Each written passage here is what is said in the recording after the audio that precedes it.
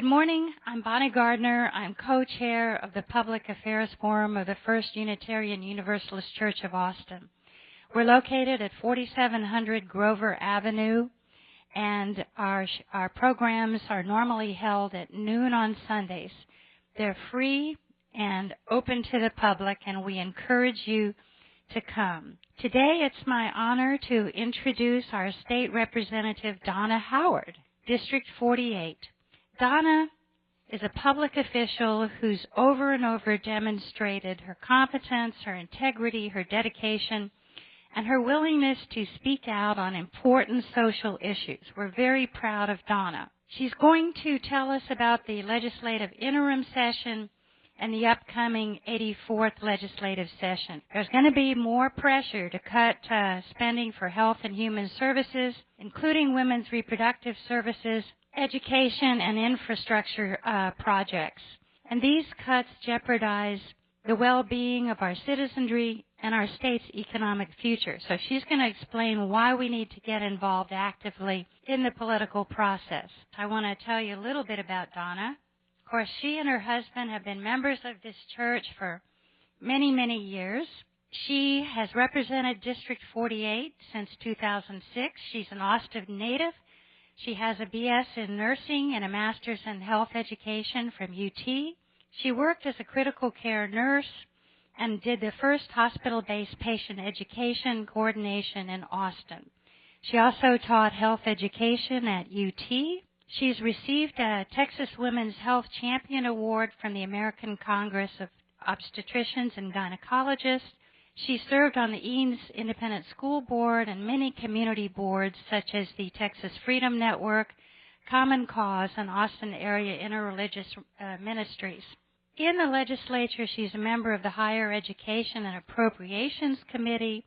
She's vice chair of House Administration. That must be a tough one. And she's recognized as an education and health policy expert.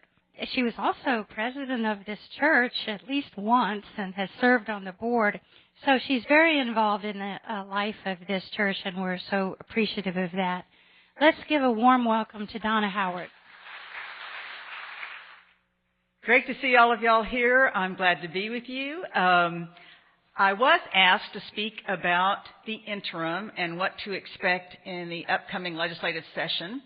And I would like to kind of preface that, though, with talking a little bit about where we've come from, because I think that will help us understand how we got to where we are today and where, I think anyway, we might be going and what we can expect in the next session. And I'm really going to kind of give hopefully 20,000, 60,000 foot, whatever, overview of what's going on with a few of my own personal comments about it. But I'd like to have as much discussion as possible because I think that's where we'll really get into what you're interested in hearing about and will also enrich me.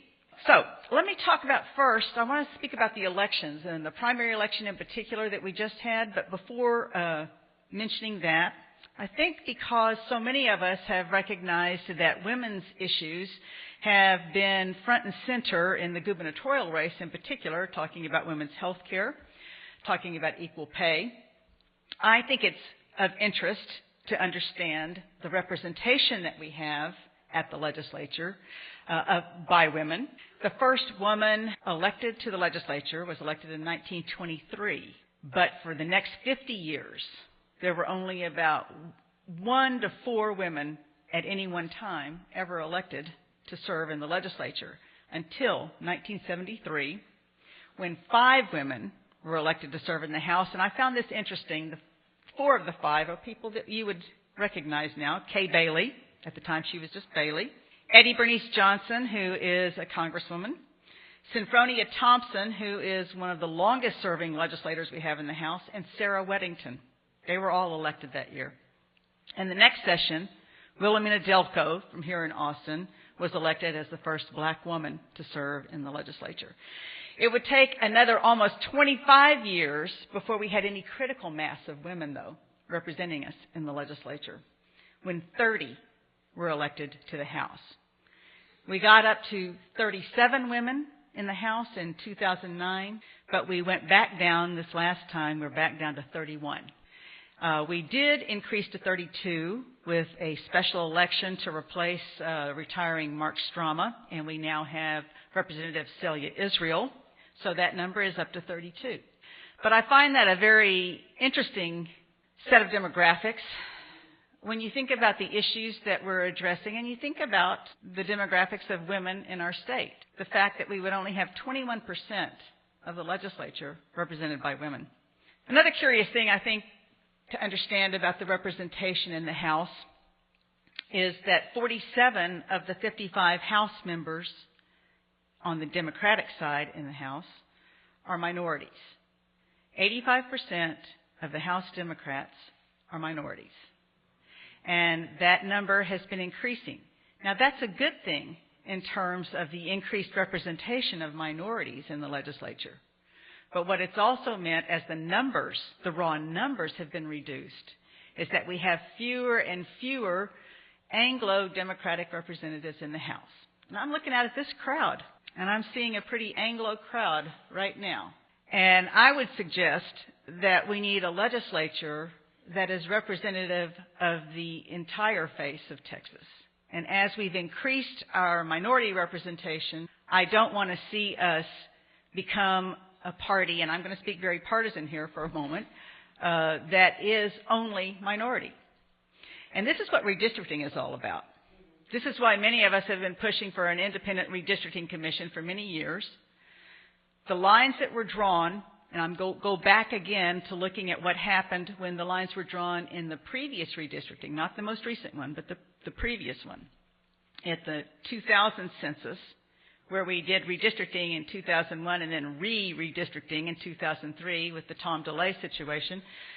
We had several suburban area Anglo white Democratic women who lost their seats, including one here in Austin, Travis County, and that was Ann Kitchen. When I came in a special election in 2006, there were 0 Anglo-Democratic women in the House or the Senate.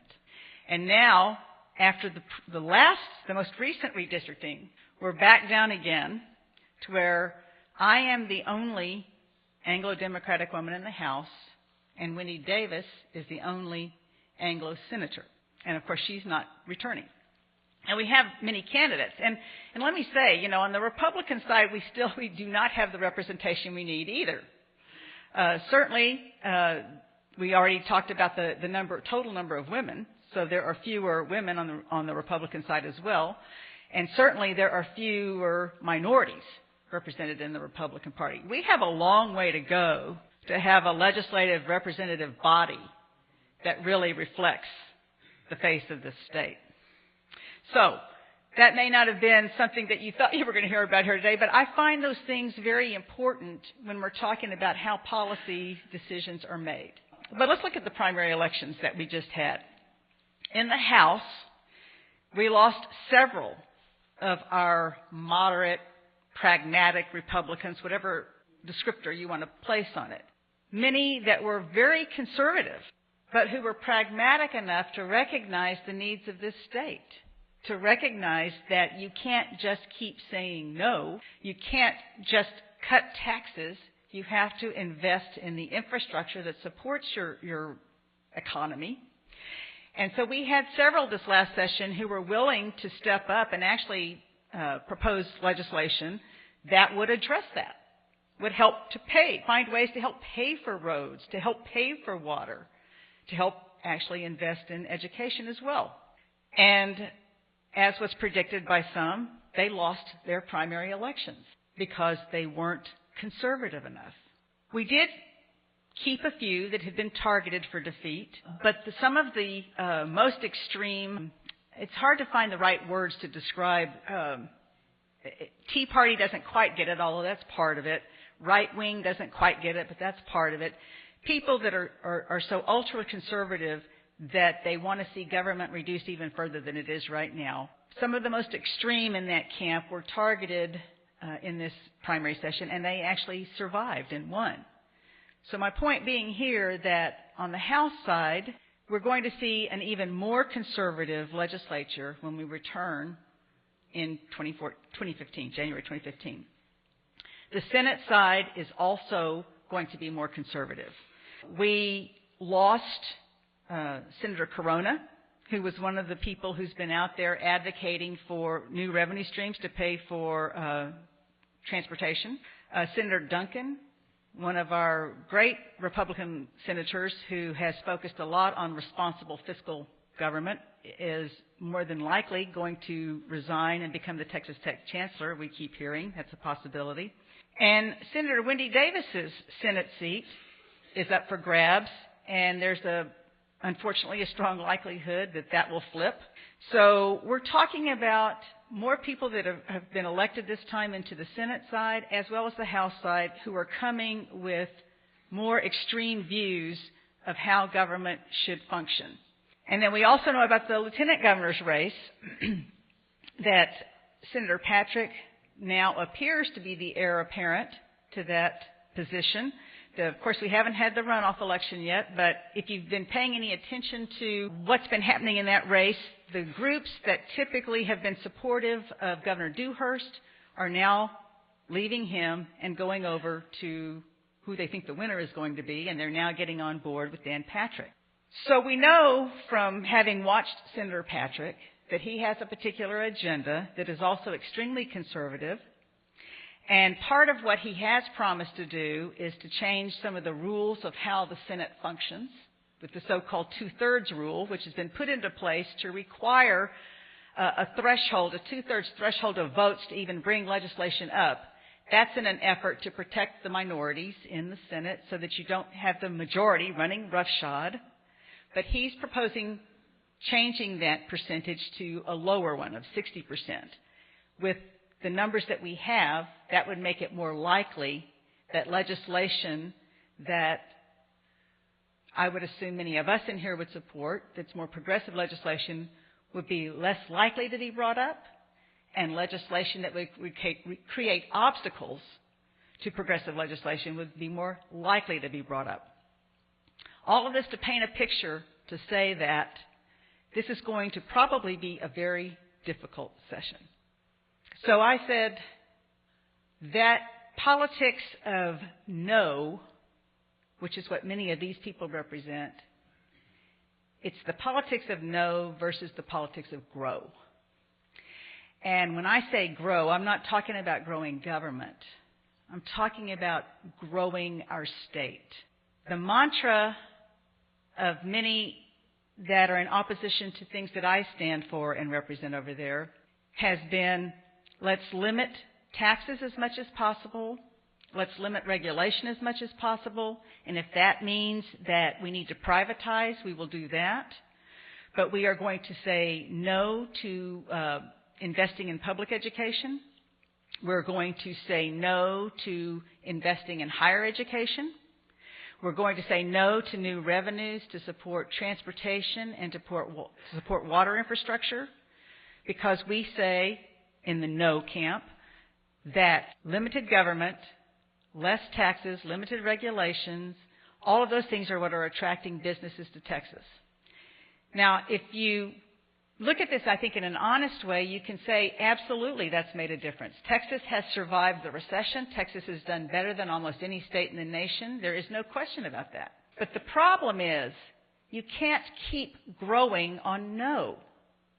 And when people come here and they bring their businesses here, you have to have the water and transportation infrastructure to support those businesses, and you have to have an educated workforce pipeline. You must invest in quality public education for all students.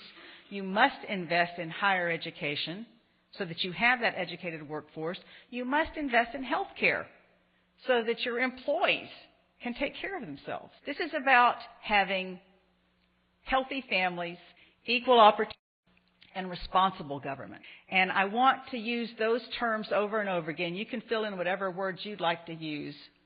But when we talk about and it's hard for me not to say these in partisan ways, but when we talk about the non-progressive side of things, it easily rolls off the tongue. Low taxes, limited regulation. I want it to roll off the tongue that progressives stand for things too. And what I think we stand for is what I just said. Healthy families, equal opportunity, and responsible government. We're not talking about tax and spend liberal. We're not talking about the kind of framework that's been placed around some of us. We're talking about creating our own rhetoric and our own framework. And I would suggest that that's responsible government. As our Speaker of the House said last session, you can't be prosperous by saying no all the time. That's not his exact words, but the fact is you have to be responsible and invest in those things that allow you to keep growing and being strong.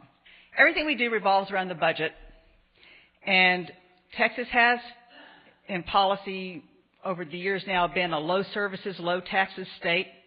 We rely primarily on sales taxes and property taxes, and as you recall, the session before last, we ended up having a $27 billion shortfall, primarily because of the recession, because we no longer had one-time federal stimulus dollars, and we used the session before last in 2011 to fix the shortfall and the deficit, not by using money that we had socked away in our rainy day fund, the Economic Stabilization Fund, but by making severe cuts, by making deferred payments, having accounting gimmicks, that sort of thing.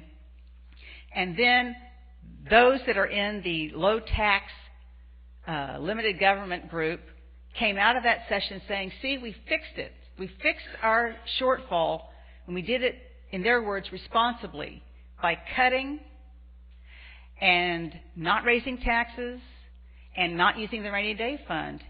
So Governor Perry, as he went off to run for president last time, actually said as his platform that in Texas we balanced our budget, which we did, we're required to.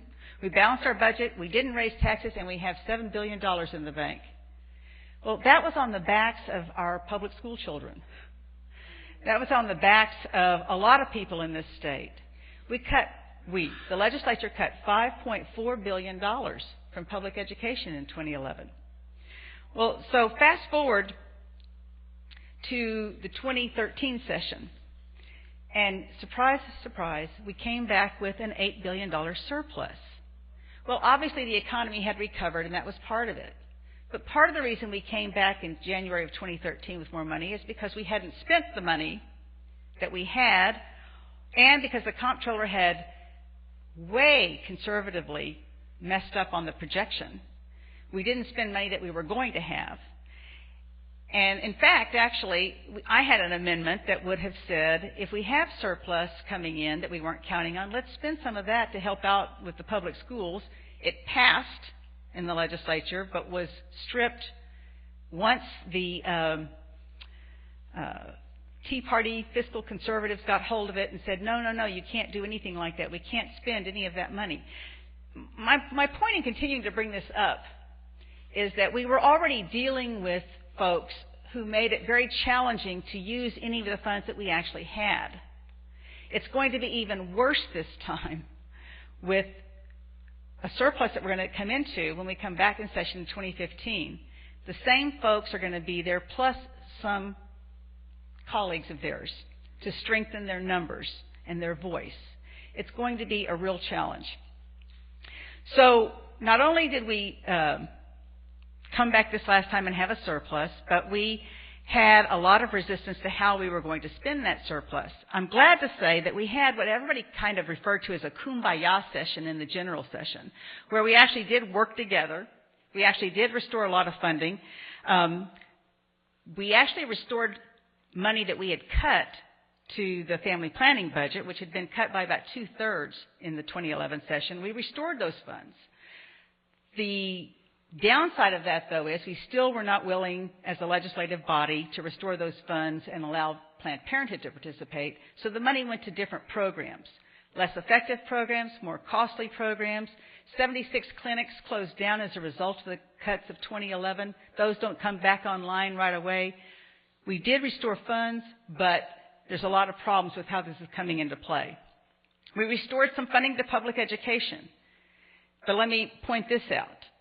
In 2012-13, based on the cuts of 2011, we cut on average $421 per pupil across the state. Now, this is on average. Some got cut a lot more, some got cut less.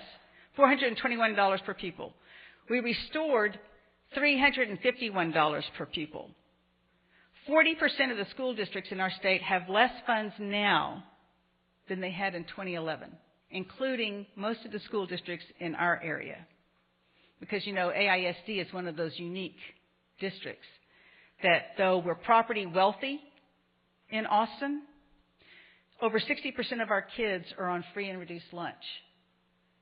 We have a poor student population, even though we're property wealthy.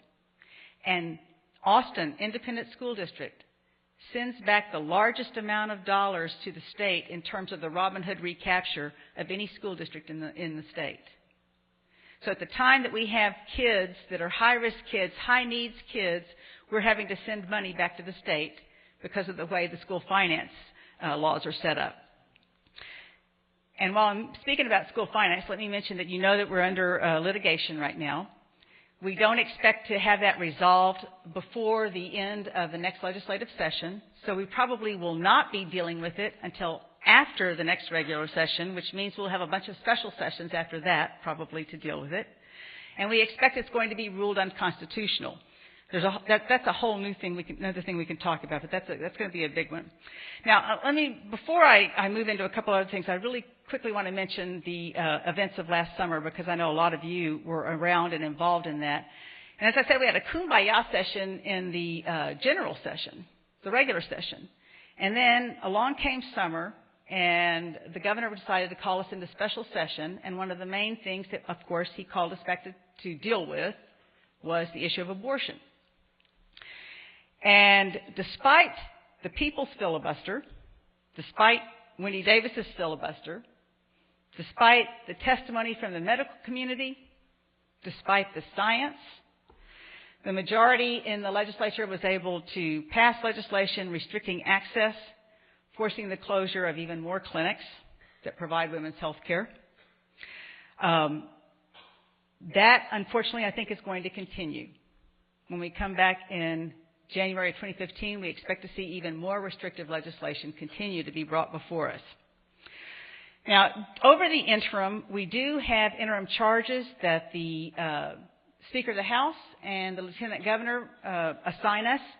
So there are interim committees meeting now, and I bring that up because if you're not aware of that, you can go to the legislative website, which is capital with an O, www.capital.tx. Oh, good grief. State. capital.state.tx.us.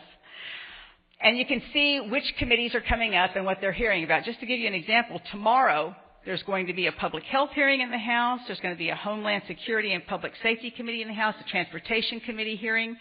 On Tuesday, it's Human Services and Business and Industry. The Senate's meeting tomorrow, talking about HB 5, which was the legislation that changed the accountability and reduced the number of tests in our schools.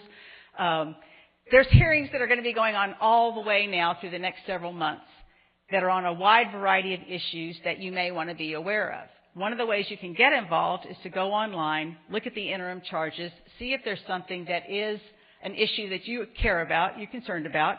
You're here in Austin, you can go testify. You can submit testimony, written testimony. You can contact your legislators. You can contact the committee. But the fact is that what's happening in the interim hearings over this interim will be a prelude to what you can expect to happen in the next legislative session. So it's important to pay attention to it in whatever issues that you care about and you are concerned about, because that's where a lot of things will be, the groundwork will be laid for the legislation that you might see come next January.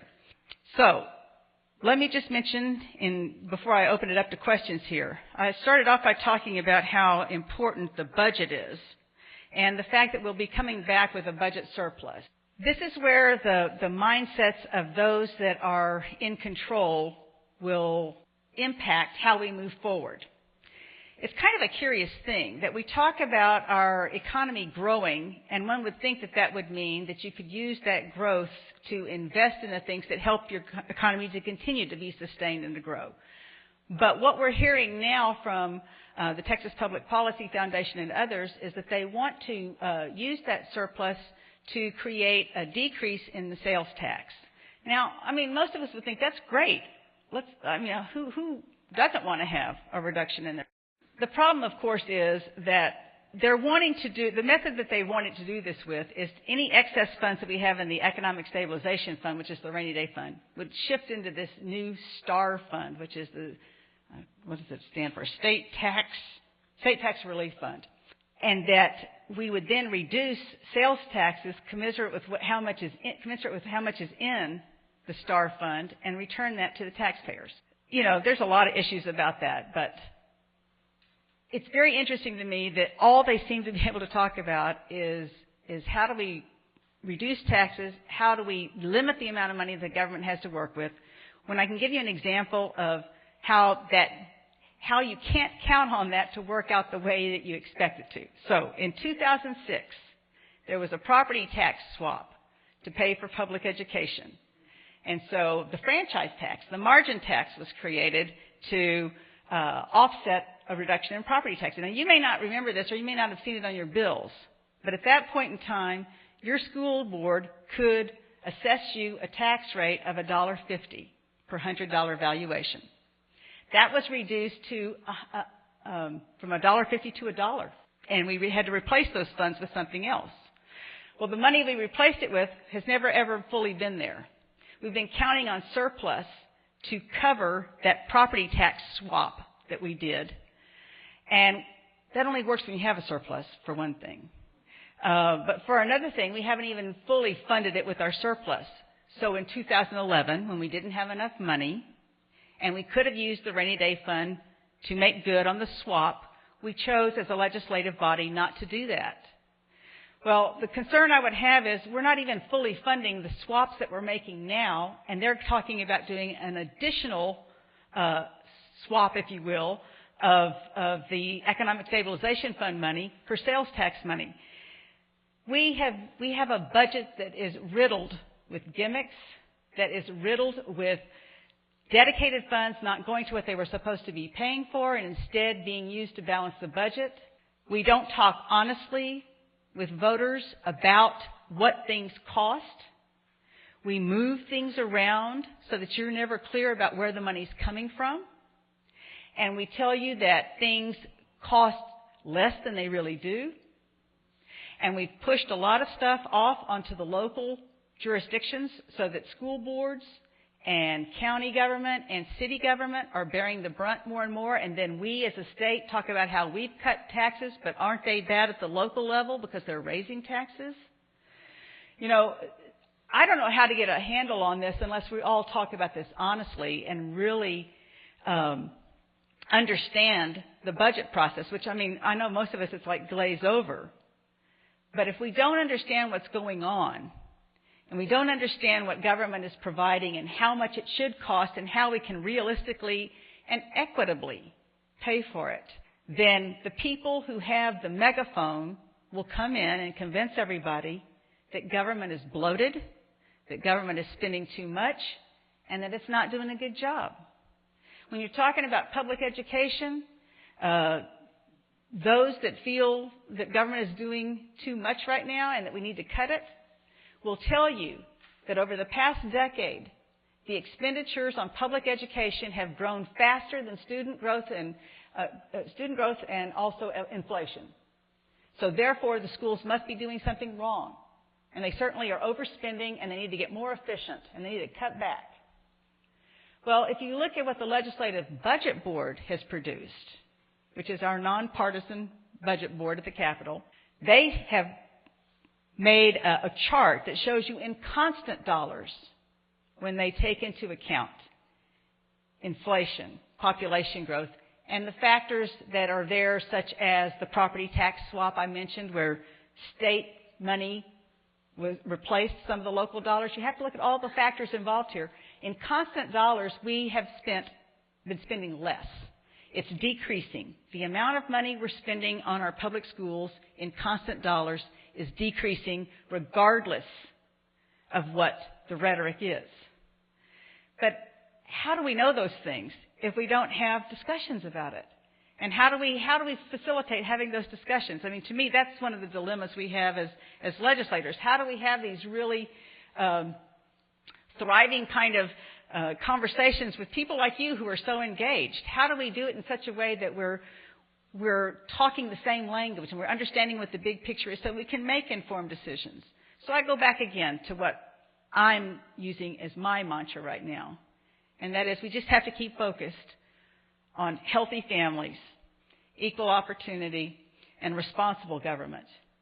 And responsible government says no when it needs to, but it also says yes when it needs to. And we've got to have enough information to know when to say no and when to say yes. So, I think I will stop there and see what you have that you want to talk about. I don't want to be doom and gloom, but I am concerned about the next session, obviously. Thank you, Donna. Oh, and Bonnie, while you're walking back there, I realized I didn't really tell y'all what to do. I don't know what to tell you to do.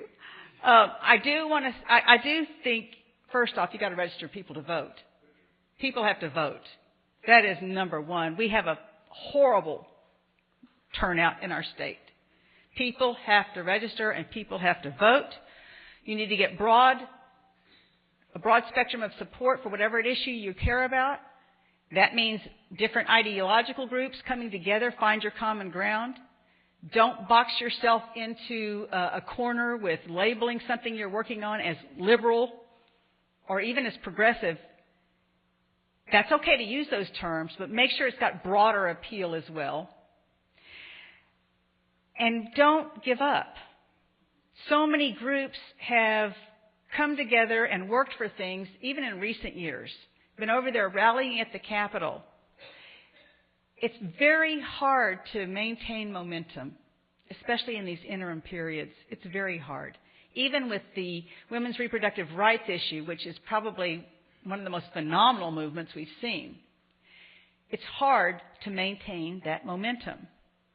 But if you don't maintain that momentum, you're not getting your message out there. You're not changing the hearts and minds of people. So that's the best I could do right now. Don't give up hope is the main thing I want to say. We can work on things. We can do it. But I want you to understand it's going to be a real challenge. Yes? Yes, we can. Yes, we can. All right. Question from Richard Halpin, who's on our forum committee. Thank you, Bonnie. And thank you for doing a great job. Thank Having you, a Richard. positive attitude. Thank Being you. a champion for people. We're lucky to have you. Thank you. A good example of what you're talking about in terms of how to talk to people tonight on the show about climate change. It's going to happen. There's a Dr. Catherine Hayhoe from Texas Tech who's going to speak about, who's going to demonstrate, talking to a very conservative audience in Plano, Texas, Yeah? about how to understand climate change. Good. And they do. They flip. Good. That's By what she excellent. says. So it's a watch good it. example. Everybody watch that. So my question, I want to really drill down on what you said about the dishonesty that goes on in terms of our financial situation.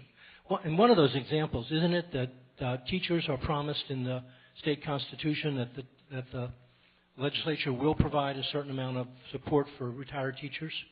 And I want you to comment on that. Is the legislature doing that? And if they're not doing it, what can be done about that? And that is an example of these other false promises and broken promises. Couldn't the legislature be sued for fiscal irresponsibility or losing their fiscal accountability on their fiscal accuracy and their fiscal honesty? Thank you, Richard. Not being a lawyer, I have a hard time saying what they can or can't do in terms of suing. I will say, though, that obviously the state has oftentimes made many promises that have not been upheld. In terms of pensions, we have some real challenges in our state, obviously, with doing what we need to do to do right by our pensions, both with the Texas retired teachers as well as with the state employees account. The problem we've gotten ourselves into is that when we have the opportunity to invest appropriately in those funds, we didn't do it. And so then we got ourselves into this position of having underfunded funds, not being able to honor the promises that we've made. It's really both of the ERS and TRS have two different kind of issues. One is having more of a problem with the health care part, and the other is not sufficiently funded for the overall pension. this is going to continue to be a challenge. We did address it some in the last session, I will say. We made some increases in the investment the state was making thanks to the work of people like Senator Duncan, who worked very, very hard on this. So we're in a better position than we had been, but we're going to be coming back this session and going to have to do some more.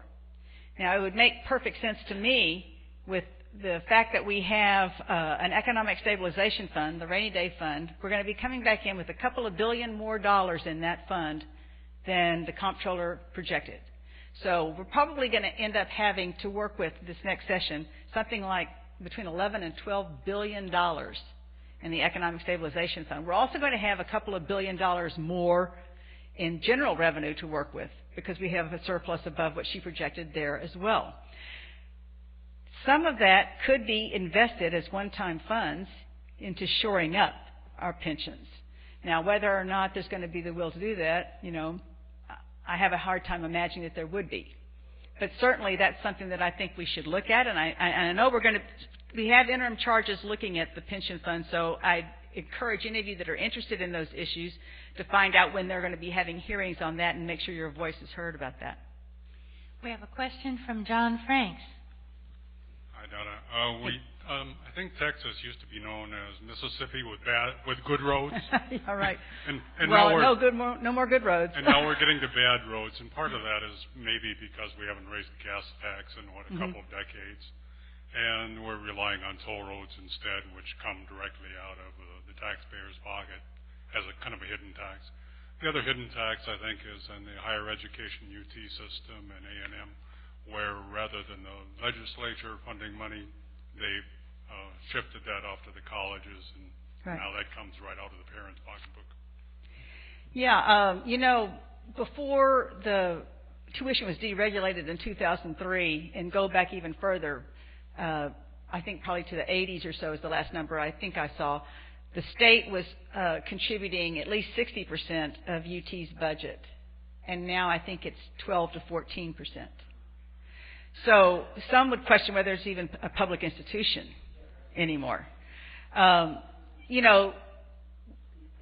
reason, of course, that tuition deregulation occurred is because the state didn't want to have to continue to invest and find the revenue to support the public institutions, and so it has gone on the backs of the tuition payers.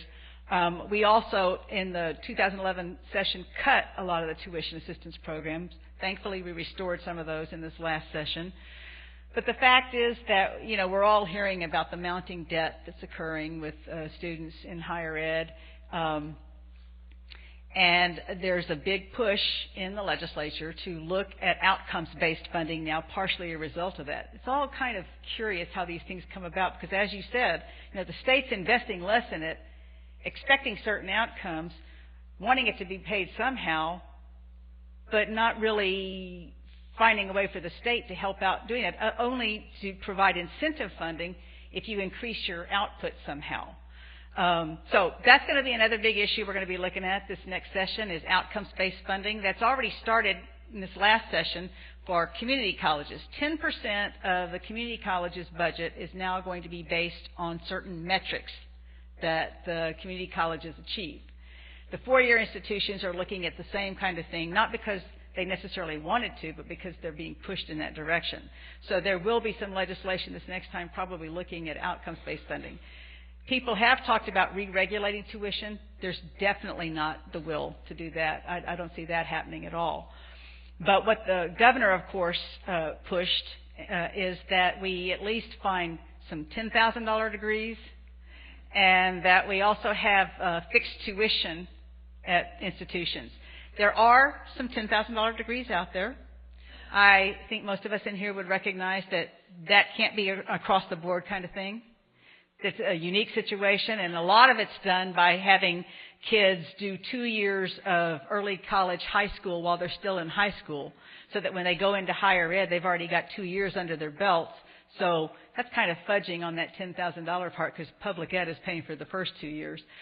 And there's a lot of online programs, that sort of thing, but the vast majority of our programs cannot be four-year degrees that are $10,000. The fixed rate tuition, A lot of the universities are doing that now. What they're oftentimes doing, though, is they're anticipating what their growth and inflation factors would be over the next several years. So they're charging a higher amount as a fixed rate over the 4 years. But, they're making it an option, so they're not forcing anybody to do it. But that's kind of how things are being dealt with right now. And it's a challenge. It's a challenge for consumers. It's a challenge when we tell young people that we expect you to go to higher ed. We tell them that the new jobs of the 21st century require some form of post-secondary education, and yet they're being saddled with high debt to try to get these higher education degrees, and then oftentimes can't get linked up with the job that gives the kind of salary that will help them pay off that debt. It's a vicious cycle we have out there.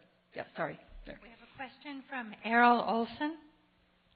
Thank you. Speaking of the governor, you're closer to state government than I am, and you may get to visit with him. Could you ask him why he, at a stroke of event, could have put 100,000 people on Medicaid, give them insurance? He didn't. The standing president came to Texas. He's out of the state. See a trend here. What's your reaction to it? Well, first thing I'm going to react to is the thing I haven't mentioned yet, and that is Medicaid, because that was huge. And I want to say that I'm not hopeful, unfortunately, again, that we're going to expand Medicaid, though we would be able to when we come back in 2015. We have an option of doing that. We wouldn't get the same amount of federal dollars that we would have had we expanded it in the first place. We made the choice as a legislative body to not expand Medicaid, thereby denying around 1 million people in this state who could have qualified for that coverage. They don't get the coverage. We left the federal dollars on the table. We still have to help provide care somehow. It's costing our local governments to do that.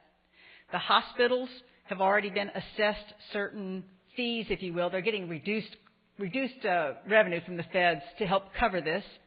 So the hospitals are getting less money for uncompensated care at the same time that we did not expand Medicaid. So it's really untenable what we've done. And I'm sorry, I don't know all you said there, but clearly we have some leadership that is not mindful of that in some way. I do not know why. The fact is that this was a no-brainer.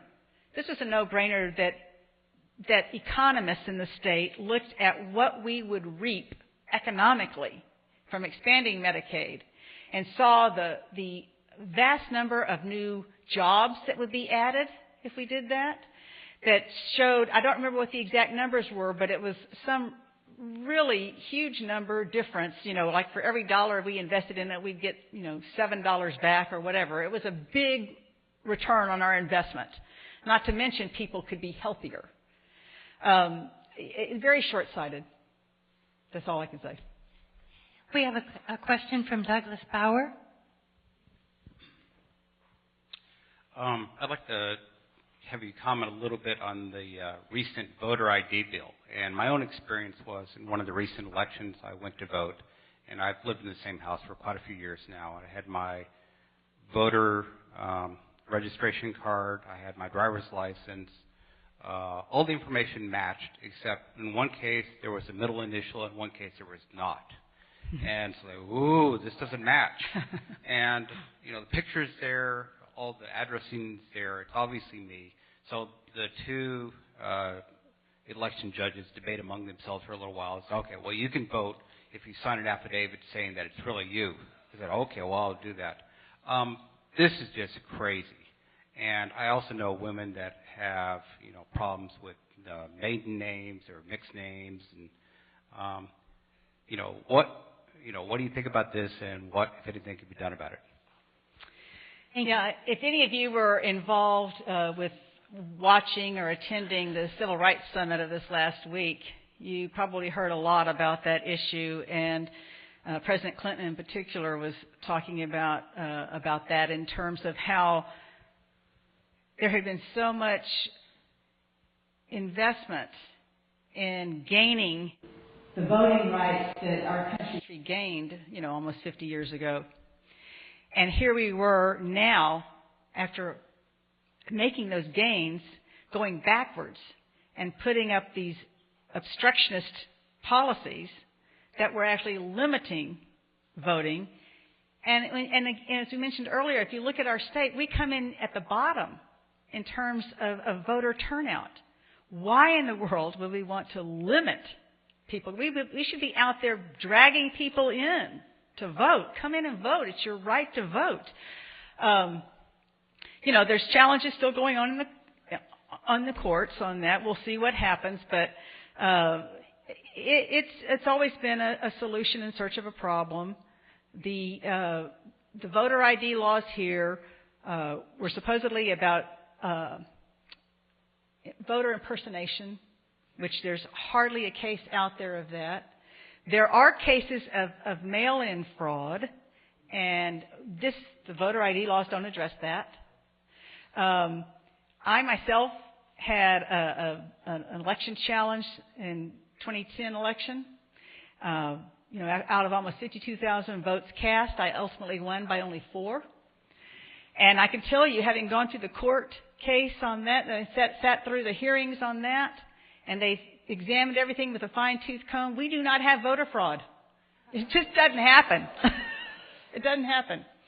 So, it's a real discouraging thing that, and this is what we've given away so much of. Somehow people that want to limit participation, that want to limit the benefits that government can provide, have gotten hold of the message. They've gotten hold of the message, and they've been able to frame it in such a way that it has resonated with folks. And so we have something that sounds so innocuous. Well, of course you should have an ID. You have to have an ID to check out a video at the video store, It's that kind of stuff. We've got to find a way. I see Lou out there. I know, Lou, you've been working on messaging for quite a while. We've got to find a way to get our messaging out there better. Yes, I have a problem with the fact that they bring these corporations in here and give them these huge rebates for 10 years or more. We don't have the infrastructure for that. We have traffic problems.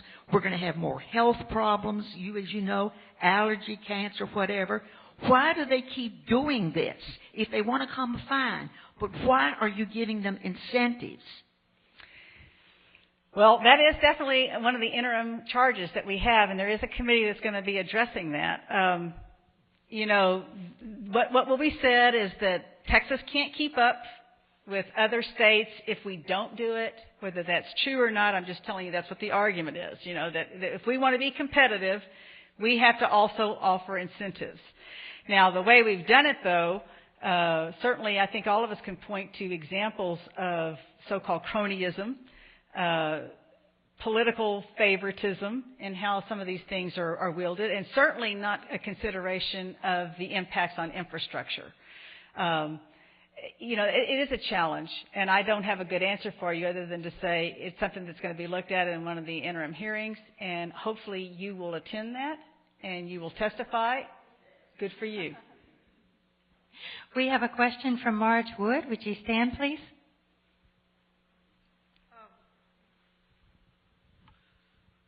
I keep wondering. I have my own opinions, but I want to hear what you have to say about this. Can the legislature help with job formation? What is the link, other than making good policies, between education and jobs? If people in Texas, you have to talk about money. How can they make money linking education and jobs? Thank you, Marge. Okay, I'm not sure if I'm going where you want to go with that question, but I will tell you, I just sat in on a panel the other day with Skill Point Alliance here in Austin. And on the panel, I was representing policy making, but there was also somebody from the Ray Marshall Center where they're looking at linking education and workforce. There were some folks from some of the industry in the community who are looking at what the job needs are that they have. We also have more regular communication between the commissioners for education, public education, higher education, and workforce. The idea being that, as you're talking about, we've got to have better linkages there between all of that. I mean, we all know it intuitively, But what do we do that actually facilitates that? One of the things that was instrumental in making the legislative changes to the public school accountability system this last time was partially, at least, based on what you're talking about, and that is workforce and industry was coming to the legislature saying, hey, we have all these jobs and we can't fill them. We do not have the workforce. Part of it was because it depends on which industry you're looking at. Part of it is because we do not have enough students going through the STEM programs and getting the science and education degrees that they need. And part of it was that we weren't having enough students who were actually getting the skills to be in technical jobs. Some of this, let me back up. Part of the problem, and it revolves around Algebra 2, which I find very strange that we all have it pivot around Algebra 2. But the fact is that because of the requirements in public education, many students who did not have qualified instructors in their schools or opportunities in their schools or for whatever reasons were not getting the curriculum they needed, and a lot of them were actually dropping out. So we did have choice. The choice was a college prep program or dropping out, is the way some people would frame it. What happened in HB 5 in this last session is college prep as well as what might be considered in the old school as career technology, some more pathways there, but that had rigor and relevance and were connected to the workforce. It's a huge issue, Marge, you're right, and there's got to be more done there, but right now that's the reason that the changes were made this last session. We'll see how it works out. But connecting more to what the jobs really are and making sure we're preparing students so they actually can be college and career ready when they graduate is a huge issue over at the Capitol. Hello, my name is Wade Wilcox. I have a question about voting. I live in a district, my legislative district for the state is 90% Democrat. I never get to vote for a Republican in that district. You can in the general election. Well, okay, let me finish. I also live in Mike McCall's district. I never get to vote for a Democrat in that election. When are we going to have a nonpartisan legislative districting panel that can come up with some fair districts so that they're meaningful to voters when you go vote? I'm all for it. I've had legislation for that. A lot of people have. We just do not have the will to make that happen. The fox guarding the hen house is the ones that would be making that change, and so far we haven't had the will to do it. And regardless of which party's in power, that party wants to hold on to that because you draw the lines to be supportive of electing people from your particular party. I will tell you that when I first ran, my district was drawn through redistricting of the 2001 redistricting to be 57% Republican. I actually won as a Democrat in that district. I think that shows you that it can be done, for one thing. But I think it was also beneficial to me to be in a district that was split more like that, so that I had to actually reach out to a wider cross-section of people, because when I'm standing up here as a representative for House District 48, I represent everybody in House District 48, not just the Democrats. And unfortunately, with the system we have now, you're right. Most people don't have much of a choice because it's either a Democratic district or it's a Republican district. And people can't win from the minority party in any of those districts. So you don't have the choice. One of the things they've done in California is they've come up with open primaries, which I still don't know the outcome of that exactly because it's just started recently. But the fact is, when you go to vote in your primary, you vote for both Republicans and Democrats. And whoever the top two vote getters are, whether it's 2 Democrats, 2 Republicans, or one of each, that's who you vote for in the general election. So it takes away some of that partisanship that occurs with redistricting and allows more of a moderation, if you will, to where you're actually getting people who don't have to campaign to the extremes of either party. An independent commission is probably not in our immediate future. But I think we ought to keep talking about it for sure. We're down to our last 3 or 4 minutes. Would you stand and say your name, please? Hi, I'm Lisa LeBlanc, and you had mentioned them saying no, no, no, and no debates going on. My concern is the number of deaths that are going to occur because of some of these laws that have been implemented. illegal abortion, cancer screenings aren't going to be done, STDs aren't going to be treated. As far as transportation goes, I don't know if people have noticed, but when you drive down, they give the number of deaths in Texas. The last time I noticed it, in February, it was over 400 people. You know, and these numbers, and it's like, that can't be right, but these are the numbers that are going up. So when you address this stuff in the legislation, do you mention the number of deaths that are caused by their inaction? Yeah, all of your points well made, and yes, those are brought up. I will tell you, it made a bit of a difference, I guess you could say, in terms of some funding that was put into the budget to help with all the shale play that's going on, the fracking and the destruction of roads where all of that's happening, and there was an additional pot of money put in there to help fix some of the roads in those areas because there had been a lot of injury and death as a result of the destruction of the roads there. It didn't work so well when we were talking about women's health care. Despite the scientific evidence about what was involved here, despite the fact that if we found our common ground there being that we wanted to decrease the number of abortions, and the best way to do that is to improve access and to have birth control and to have developmentally appropriate sex education, despite all of those things, and despite the fact that fiscally we were saving the state millions of dollars by preventing unwanted pregnancies, it didn't work. We had, in that case, we had physicians coming and speaking and talking about what was really involved here. We had the Hospital Association coming and talking about what was really involved here. The legislation was under the pretense of improving the health and safety of women. It was a sham. It was not true at all. It was the exact opposite. And when you have the medical community standing up and telling you what the facts are, and you turn a blind eye to that and disingenuously say, yes, but this is for the safety of women, I'm sorry, I have no respect for that. And that's what happened. So, yes, we use it. It doesn't always work. We're just about out of time, Donna, and I want to thank you for taking a leadership role in creating a vision for a better Texas for all of us and not just for a tiny, well-connected, powerful few. Healthy families, equal opportunity, responsible government. Thank you.